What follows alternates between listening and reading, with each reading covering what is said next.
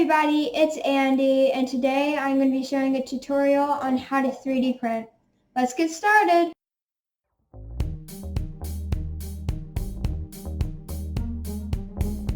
I'm going to be showing you how to 3D print. First is installing a 3D printing software.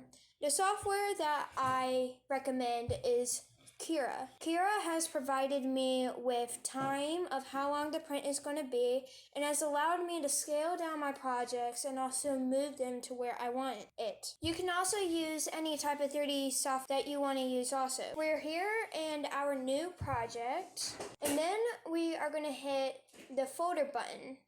It will open a file exporter and you will choose a project. I have chosen a heart. I scaled it down to 25% for the print to be easy and short. Then I sliced it. 12 minutes is how long it was going to take. Then I saved it to a file or removable drive. Next, I went to the 3D printer.